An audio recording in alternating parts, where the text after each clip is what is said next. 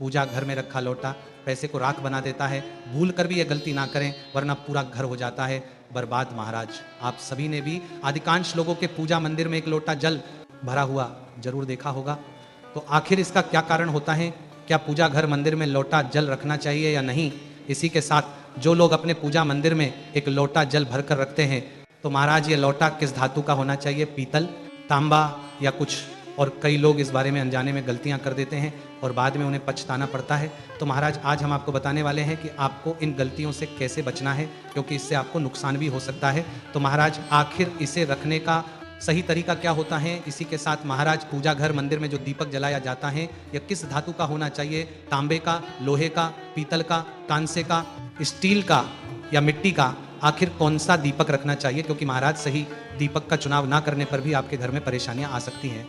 इसी के साथ दीपक में कौन सी बाती का प्रयोग करना चाहिए? क्या कच्चा कलावा ठीक है या फिर रुई या सूती धागा सही रहेगा? अब महाराज कई लोग इन बातों को छोटी समझकर नजरअंदाज कर देते हैं जिससे कि उन्हें पितृदोष, शनि दोष, काल सर्प दोष या गरीबी जैसी समस्याओं का सामना करना पड़ता है। इसी के साथ महाराज कई लोग प्रश्न पूछते हैं कि गुरुजी मुख्य द्वार पर जल छिड़कने का सही समय और तरीका क्या है? क्या इसे स्नान के बाद छिड़कना चाहिए या बिना स्नान के भी किया जा सकता है? और क्या झाड़ू लगाने से पहले जल छिड़कना चाहिए या बाद में? एक और सवाल है जो अक्सर पूछा जाता है, वह है कि क्या रजस्वला धर्म यानी कि पीरियड्स के दौरान मुख्य द्वार पर जल छिड़क सकते हैं या दीपदान कर सकते हैं? और जब मुख्य द्वार पर जल चढ़ाएं तो इसे अंदर की तरफ से चढ़ाएं या बाहर की तरफ से? फ्लैट या किराए के घर में रहने वाले लोग भी पूछते हैं कि गुरुजी मुख्य द्वार पर दीपदान और जल छिड़कने का सही तरीका क्या है? तो महाराज आज का ये वीडियो इन्हीं सवालों पर है। तो सबसे पहले जान लेते हैं कि पूजा घर मंदिर में जलने वाला दीपक किस पदार्थ का होना चाहिए? लोहे का, तांबे का, पीतल का, कांसे का, स्टील का या मिट्टी का? आखिर घर में कौन सा दीपक रखना शुभ माना जाता है? अगर गलती से भी घर में गलत पदार्थ का दीपक रखा जाता है तो पूरा घर अस्त व्यस्त हो जाएगा, कंगाल हो जाएगा और बर्बाद हो जाएगा। देखिए स्टील के दीपक में पूजा करने से घर में शनि को नाराज किया जाता है और लोहे के दीपक से भी पूजा नहीं करनी चाहिए क्योंकि इससे घर में गरीबी आ जाती है। बाजार में लुभाने के लिए कांच के दीपक भी आ गए हैं, लेकिन बिल्कुल भी गलती से भी घर में कांच का दीपक ना लाएं, नहीं तो राहु केतु आपके घर में आ सकते हैं और घर बर्बाद हो सकता है। कांच का दीपक शनि और राहु को नाराज करता है और तांबे का, पीतल का और मिट्टी का दीपक धन की देवी लक्ष्मी को आकर्षित करता है। इसीलिए महाराज घर में कोई भी अन्य प्रकार का दीपक लाना सही नहीं माना जाता। पीतल और मिट्टी के दीपक को शुभ और मंगलकारी माना जाता है क्योंकि यह शनि और राहु केतु को प्रसन्न रखता है, साथ ही मंगल ग्रह का भी असर कम करता है। इसी के साथ कच्चा कलावा और रुई से जलने वाला दीपक सर्वोत्तम होता है। जो लोग सूती धागे से दीपक की बाती तैयार करते हैं उनके घर में समस्याएं और गरीबी आ सकती हैं। रुई और कच्चा कलावा का दीपक ही शुभ माना जाता है। अब महाराज जानते हैं कि पूजा घर मंदिर में घंटी क्यों बजाई जाती है? भगवान शंकर के मंदिर में घंटी बजाने का उद्देश्य क्या है? ताली क्यों बजाई जाती है? तो महाराज शास्त्रों के अनुसार जब भी आप मंदिर में या घर के पूजा मंदिर में घंटी बजाते हैं तो शिव महापुराण, लिंग पुराण और विष्णु पुराण में कहा गया है कि घंटी का नाद करते ही जितने तीर्थ हैं, साधक जो साधना कर रहे हैं, जप और तप हो रहे हैं, जितने दान किए जा रहे हैं, उन सभी का पुण्य फल उस समय आपके खाते में जमा हो जाता है। अब मंदिर में ताली बजाने का महत्व भी समझे। जब लोग भजन कर रहे होते हैं, साधना में होते हैं, अभिषेक कर रहे होते हैं या पूजा में व्यस्त होते हैं तो 3 बार ताली बजाने से उनका पूरा पुण्य हमारे खाते में आ जाता है, जिससे हमारा भाग्य उज्जवल हो जाता है। महाराज एक महत्वपूर्ण बात यह है कि घर में गरुड़ घंटी का नाद करना बेहद शुभ माना जाता है, मगर बच्चों को खेल के तौर पर घंटी नहीं दी जाती क्योंकि घंटी का नाद करते समय सभी का पुण्य हमारे खाते में आ जाता है। इसलिए घंटी का नाद केवल पूजा और भजन के समय ही करना चाहिए, इसे खेल खिलौने के रूप में ना ले। मंदिर में घंटी बजाने का तरीका भी महत्वपूर्ण है। ये हमेशा प्रेम और श्रद्धा से बजानी चाहिए, ना कि जोर जोर से। कई बार लोग मंदिर का पट बंद होने के बाद भी घंटी बजा देते हैं जिससे पाप लगता है। तो महाराज अगर भगवान मंदिर में विश्राम कर रहे हैं तो उस समय घंटी बजाना घोर पाप माना जाता है। मंदिर बंद होने पर घंटी को रस्सी से बांध दिया जाता है ताकि वह ना बजे। घंटी बजाने का सबसे शुभ समय सुबह 4 बजे से लेकर 11 बजे तक होता है क्योंकि यह समय अत्यंत मंगलकारी होता है। इसके अलावा शाम 6 बजे से रात 11 बजे से पहले भी घंटी बजाई जा सकती है। रात 12 बजे के बाद मंदिर के पट बंद कर दिए जाते हैं और देवी देवता विश्राम करते हैं। इस समय घंटी बजाना पुण्य के बजाय पाप का कारण बन सकता है। अब महाराज कई लोगों का प्रश्न रहता है कि गुरुजी मंदिर में जल क्यों रखा जाता है?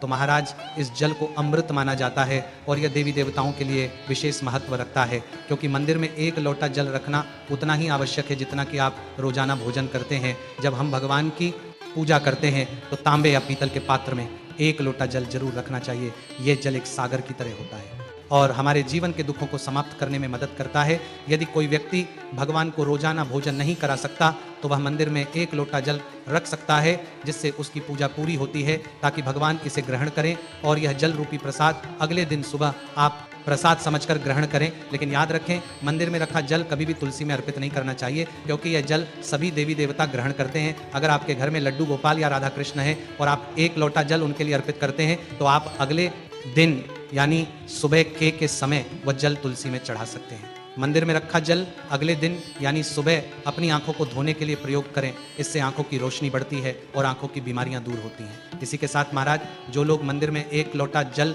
भरकर नहीं रखते, उनके घर में अकाल पड़ जाता है, घर की स्थिति खराब हो जाती है, परिवार में मुसीबतें आ जाती हैं और गरीबी का सामना करना पड़ता है। आप चाहे तो 1 लोटा जल में फूल आदि डालकर रख सकते हैं, जो बहुत शुभ माना जाता है। मंदिर में रखा जल का एक और उपयोग यह है कि इसे घर की रसोई में खाना बनाने में या पीने में भी प्रयोग कर सकते हैं, लेकिन यह जल तभी इस्तेमाल करें जब आपके घर में सात्विक भोजन बनता हो। अगर लहसुन या प्याज का इस्तेमाल होता है तो इस जल का प्रयोग खाना बनाने में न करें।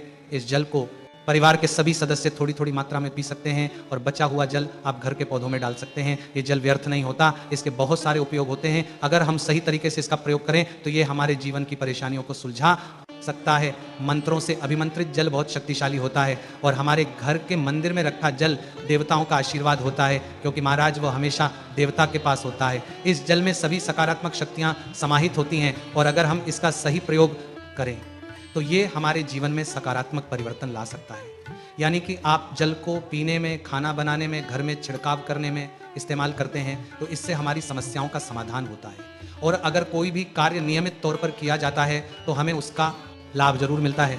कभी कभी करेंगे तो उतना लाभ दिखाई नहीं देगा, लेकिन अगर आप नियम बना ले कि हर रोज उसी जल से घर में छिड़काव करना है, घर के हर व्यक्ति को थोड़ा थोड़ा पीने के लिए देना है, बचा हुआ जल पौधों में डालना है, दुकान पर छिड़कना है, व्यापारिक स्थल पर छिड़काव करना है, बच्चों की किताब और तिजोरी में छिड़काव करना है, तो आपको निश्चित ही चमत्कार देखने को मिलेगा। इसी तरह से जो रसोई में रखा हुआ जल होता है उसका छिड़काव आप अपने घर के मुख्य द्वार पर करें तो इसका लाभ बहुत जल्दी दिखाई देगा। लेकिन इसे अपने रूटीन में शामिल करना होगा और प्रतिदिन नियम से यह कार्य करना होगा, तभी आपको लाभ मिलेगा। महाराज, कई लोगों के सवाल होते हैं कि गुरुजी, मंदिर में रखा जल जब हम अगले दिन उठाते हैं तो उसमें कभी कभी कीड़े मकोड़े पड़ जाते हैं, तो क्या हम उसे ढक सकते हैं? हाँ, आप उसे पूजा के बाद किसी प्लेट या कटोरी से ढक सकते हैं। जब आप अगले दिन उस जल को उठाएंगे तो वह बिल्कुल शुद्ध और साफ सुथरा होगा। महाराज, आप इस जल का प्रयोग किसी भी कार्य में कर सकते हैं। जब भी आप घर के मुख्य द्वार पर जल छिड़काव करें तो भगवान गणेश के मंत्र ओम गण गणपते नमः जरूर बोलें।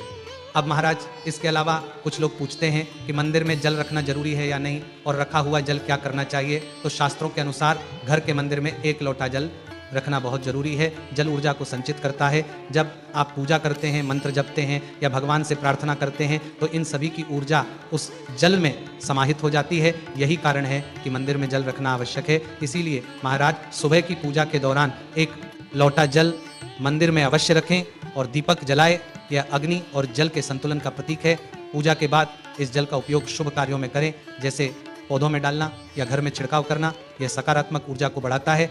सुबह की पूजा के समय हम मंदिर में जल रखते हैं। अगली सुबह जब आप पूजा करने जाते हैं तो सबसे पहले उस जल का उपयोग करें। आप पूरे घर में उस जल का छिड़काव कर सकते हैं। ये जल आपके घर को शुद्ध करता है, क्योंकि ये सकारात्मक ऊर्जा से भरा होता है। इससे कई बीमारियां भी दूर हो जाती हैं और घर में नकारात्मक ऊर्जा का प्रवेश नहीं होता है। महाराज, अगर आप नियमित रूप से इस जल का छिड़काव करते हैं तो आपके घर की समस्याएं धीरे धीरे खत्म होने लगती हैं। कभी कभी लोग ये शिकायत करते हैं कि दवाइयां असर नहीं करती। ऐसे में अगर दवाइयां के साथ साथ रोगी को इस जल को पिला दिया जाए तो दवाइयां जल्दी असर करने लगती हैं। इसी तरह अगर परिवार में कलह और झगड़े रहते हैं तो परिवार के सभी सदस्य इस जल को थोड़ा थोड़ा पी सकते हैं। इससे धीरे धीरे सकारात्मक विचारों का प्रवाह थोड़ा शुरू होता है और घर में शांति और समन्वय आता है। महाराज, अगर आपका कोई व्यापार है या दुकान है तो इस जल का थोड़ा सा छिड़काव वहां भी करें। यह आपके व्यापार को सफल बनाता है और किसी भी तरह की परेशानी से भी बचाता है, क्योंकि यह जल बेहद सकारात्मक ऊर्जा से भरा होता है। महाराज, अब यह भी जान लेते हैं कि मुख्य द्वार पर जल छिड़कने का सही समय और विधि क्या है।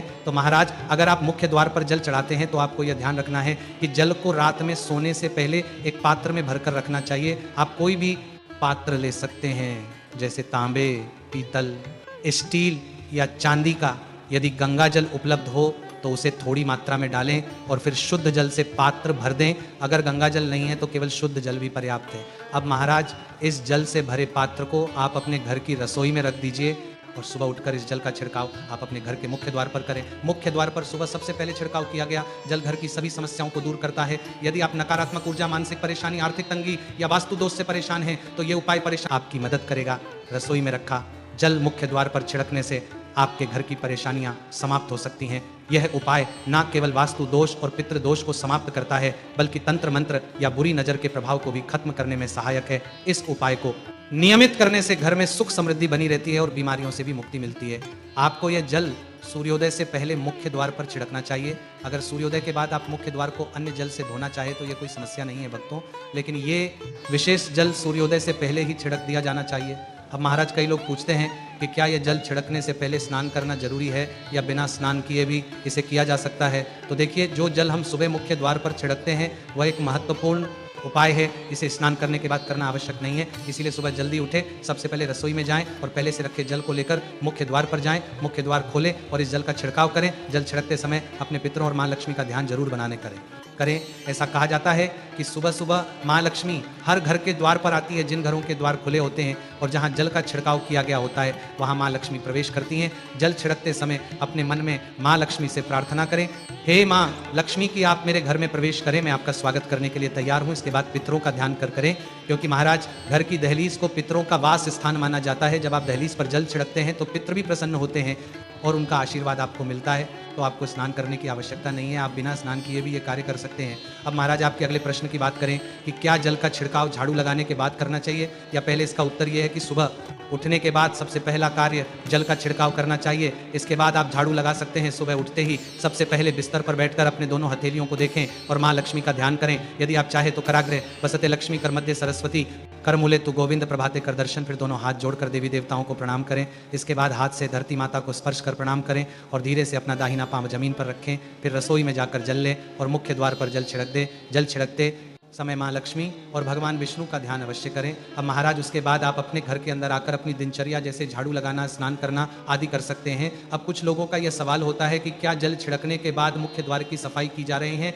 सकती है, तो हाँ, आप ऐसा कर सकते हैं। पहले रसोई में रखा जल मुख्य द्वार पर छिड़क दें। इसके बाद अतिरिक्त पानी लेकर मुख्य द्वार की अच्छे से सफाई झाड़ू या पानी से कर सकते हैं। अब महाराज कुछ लोगों का सवाल रहता है कि अगर वे फ्लैट या किराए के कमरे में रहते हैं तो जल का छिड़काव और दीपदान कहाँ करें? तो इसका उत्तर यह है कि आप जहाँ रहते हैं वहाँ के गेट को ही अपना मुख्य द्वार माने, यानी कि जिस दरवाजे पर आपका नाम लिखा हो या नेम प्लेट लगी हो वहीं पर जल छिड़कना है और दीपदान करें। अगर आपके पास एक ही कमरा है तो कमरे के दरवाजे को मुख्य द्वार माने और वहीं पर यह उपाय करें। अब अगला सवाल यह है कि क्या पीरियड्स के दौरान मुख्य द्वार पर जल छिड़का जा सकता है और दीपदान किया जा सकता है? तो महाराज जल छिड़कने के लिए पीरियड्स का कोई असर नहीं होता।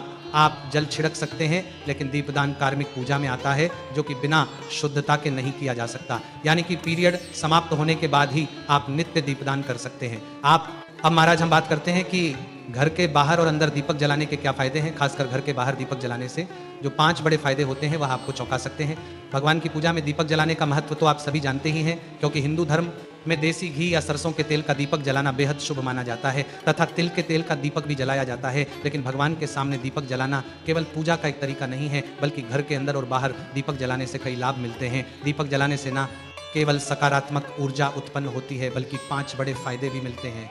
तो आइए जानते हैं, लेकिन उससे पहले महाराज वीडियो को एक प्यारा सा लाइक जरूर करें और चैनल को सब्सक्राइब करें और कमेंट बॉक्स में ओम नमः शिवाय या हर हर महादेव जरूर लिखें ताकि महादेव का आशीर्वाद आपको भी प्राप्त हो सके। सबसे पहले तो पृथ्वी से अंधकार दूर होता है। घर में दीपक जलाने से न केवल घर का अंधकार दूर होता है बल्कि यह नकारात्मक ऊर्जा को भी घर से बाहर कर देता है। जहाँ दीपक जलता है वहाँ सकारात्मक ऊर्जा का वास होता है। स्वाभाविक है कि जहाँ सकारात्मक ऊर्जा होगी वहाँ भगवान का भी वास होगा। इसीलिए महाराज शाम होने से पहले दीपक जलाना शुभ माना जाता है। तेल से जलने वाले दीपक का असर उसके बुझने के बाद भी आधे घंटे तक बना रहता है, जबकि शुद्ध देसी घी का दीपक वातावरण को करीब 4 घंटे तक सकारात्मक रखता है। इसी के साथ दीपक जलाने का एक अन्य लाभ, जब घर में शुद्ध घी या सरसों के तेल का दीपक जलता है तो उसके धुएं से घर के माहौल में सात्विकता आती है, क्योंकि महाराज यह धुआं हानिकारक कणों को नष्ट करता है और वातावरण को शुद्ध बनाता है। साथ ही जिस घर में भगवान के सामने दीप जलाया जाता है वहाँ माता लक्ष्मी की कृपा बनी रहती है। ऐसे घर में सुख समृद्धि का वास होता है। दीपक को पूर्व दिशा में रखने से व्यक्ति दीर्घायु होता है और उत्तर दिशा में रखने से धन संपन्नता बढ़ती है। यह दीपक न केवल घर के अंधकार को दूर करता है बल्कि हमारे जीवन को भी प्रकाश की ओर ले जाता है। इसी के साथ महाराज घर में दीपक जलाने से बीमारियां आसपास नहीं भटकती, परिवार के सभी सदस्यों को स्वास्थ्य लाभ मिलता है। खासकर अगर दीपक के साथ एक लौंग भी जला दी जाए तो इसका असर 2 गुना हो जाता है। यह त्वचा संबंधी बीमारियों को दूर करने में मदद करता है। इसी के साथ महाराज जिस घर में सुबह शाम दीपक जलाया जाता है वहां कभी अंधकार नहीं होता है। ऐसा घर शुभ शक्तियों को आकर्षित करता है। जलता हुआ दीपक शुभ शक्तियों को चुंबक की तरह खींचता है, जो घर के लिए अत्यंत लाभकारी होता है। तो महाराज यदि आपको यह जानकारी थोड़ी सी भी उचित लगी हो तो वीडियो को लाइक और चैनल को सब्सक्राइब जरूर करें और कमेंट में यह जरूर बताएं कि आप ये वीडियो कहां से देख रहे हैं। धन्यवाद।